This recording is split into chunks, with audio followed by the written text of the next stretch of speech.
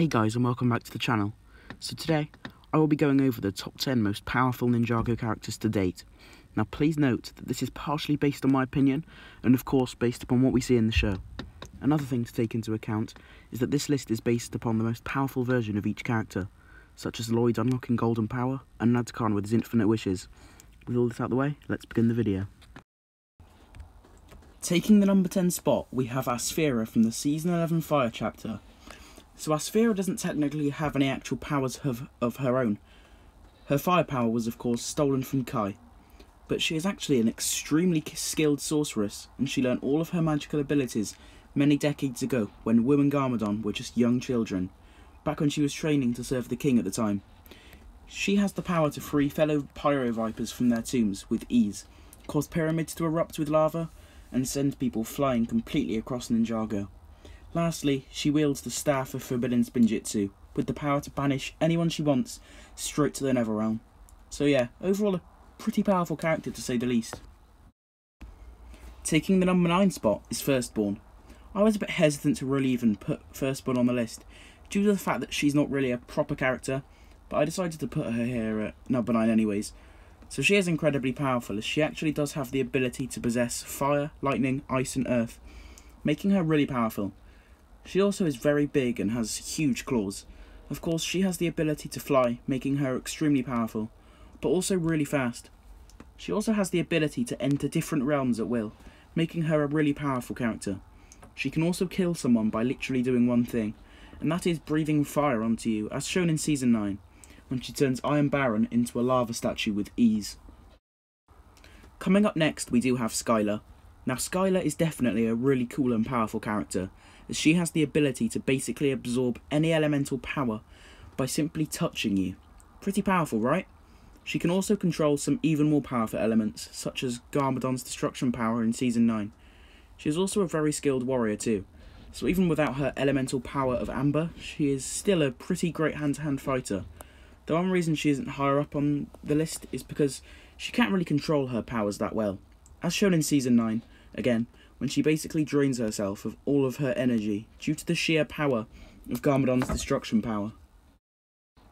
Next we do have the Hands of Time, otherwise known as Crux and Acronics. So first off, when we do see these guys in Season 7, they are actually severely weaker than when we saw them betraying the original Elemental Masters 40 years before. This is due to the fact that, of course, they don't actually have their time abilities inside of them, but instead they got put into the Time Blades.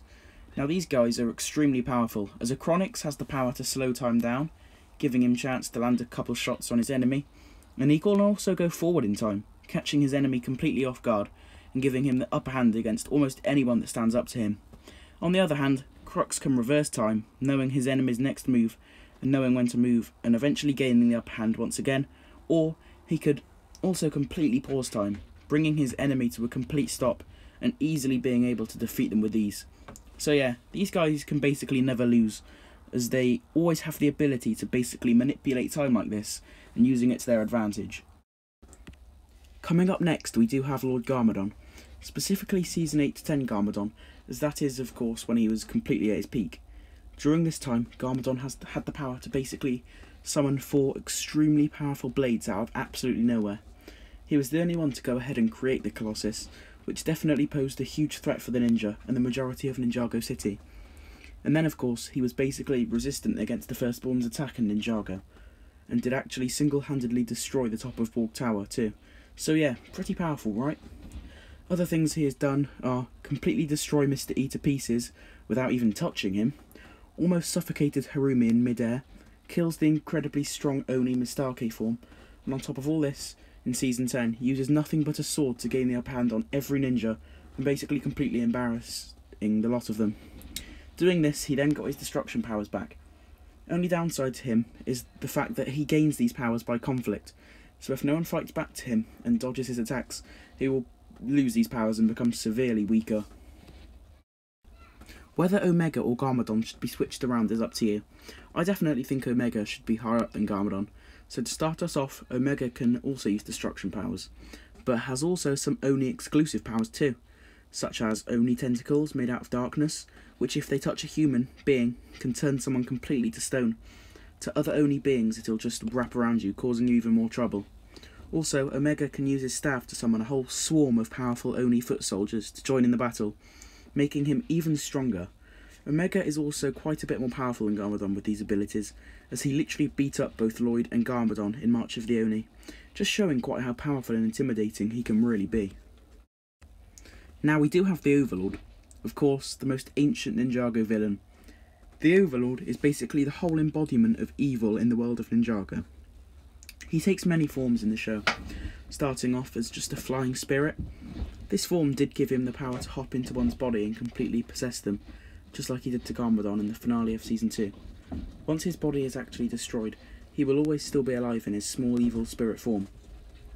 Once he actually possesses these beings, he then unlocks some crazy abilities as shown in the final battle fight with Lloyd.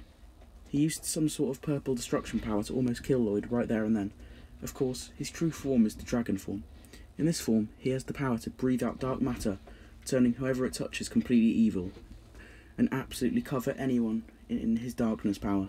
Also, in Season 3, in his golden master form, he has the power to grow buildings even larger and turn Ninjago into one gigantic fortress. Next, we do of course have Lloyd Garmadon, the destined Green Ninja. So the only reason he made this list is due to the fact that he unlocked golden power way back in the Season 2 finale. If not for that, he would be a long way off making this list. Lloyd was able to actually kill the Overlord very quickly, which was something the first Spinjitzu Master could not do. Also, with these golden powers, he could actually move full-size mountains and carve his own golden bridges in Hiroshi's labyrinth.